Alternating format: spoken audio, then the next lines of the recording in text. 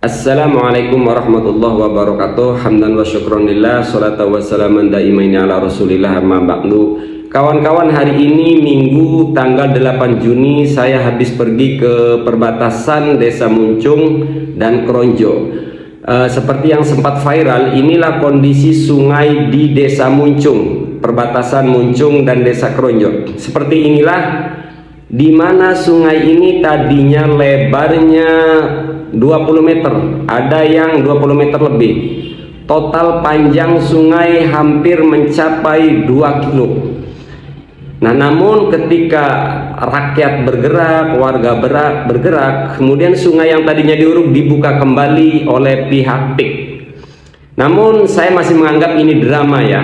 Kalau kawan-kawan lihat itu di samping sungai kecil itu ada tanah yang menumpuk. Itu tadinya habis urugan. Jadi tadinya diuruk total, tujuannya seperti yang saya sampaikan, agar empang-empang di sekitar itu tidak produktif, lalu dengan terpaksa petani dan warga menjual empang dengan harga semurah-murahnya. Nah, ini hampir lebar sungai tadinya sebesar itu.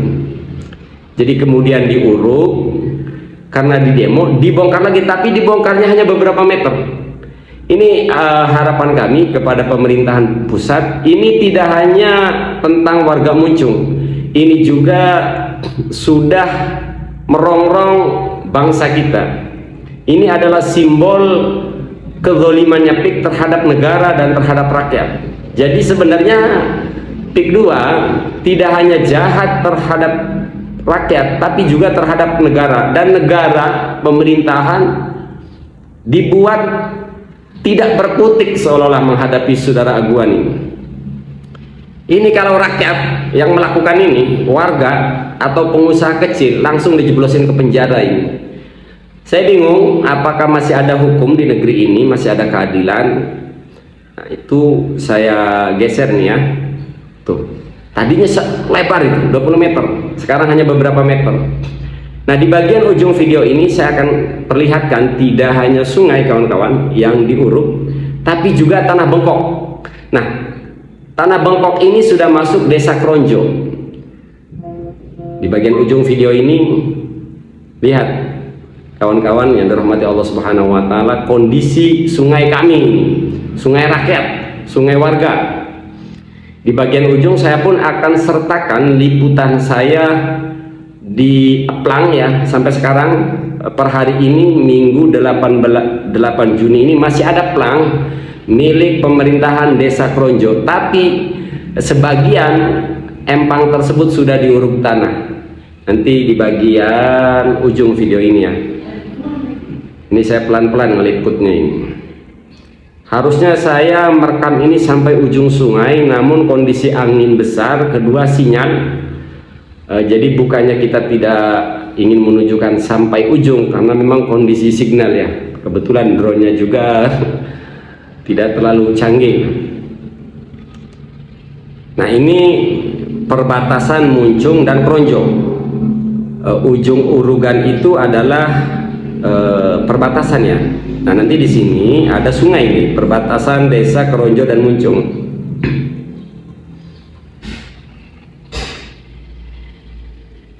Oke, kita dekatkan lagi ya kawan-kawan. Nah, kemarin terjadi kericuan itu di sini kawan-kawan, di titik ini, di ujung ini. Yang waktu itu sempat saya dijorogin ya, didorong itu. Nah, ini daerah Kronjo ini. Ini tanah bengkok. Tanah bengkok, kalau bahasa umumnya tanah negara, milik rakyat. Yang dikelola negara, yang harusnya ini fungsinya untuk rakyat, untuk warga, tapi sekarang sudah diuruk sebagiannya itu. Sudah diuruk. Untuk keterangan lebih lanjutnya video saya yang akan menjelaskan di bagian akhir ini. Pak Prabowo, seberapa berharga punya martabat negara Anda, negara kita semua? Lihat aset pemerintah Desa Kronjo tuh. Di belakangnya tanahnya sudah diuruk tuh Pak Prabowo. Bapak polisi, Bapak TNI, masihkah negeri ini memiliki harkat martabat, wibawa, kedaulatan? Tuh, yang kemarin berargumen mau menggusur warga karena alasannya tanah rakyat yang dikelola negara. Nih tanah rakyat yang dikelola negara tuh. Sudah diuruk tuh. Di satu sisi ditempati warga, digusur atas nama tanah yang dikelola negara atau tanah negara. Di sisi lain, lihat itu. Inilah para investor bank ini ya, bank saatnya biar Pak Prabowo yang nambahin lah ya. Gitu Pak Prabowo, mengkabarkan dari Desa Kronjo, Kecamatan Kronjo, Tangerang, perbatasan Tangerang Serang, Pak Prabowo. Negaramu Pak Prabowo sedang diinjak-injak oleh si Aguan Plongo.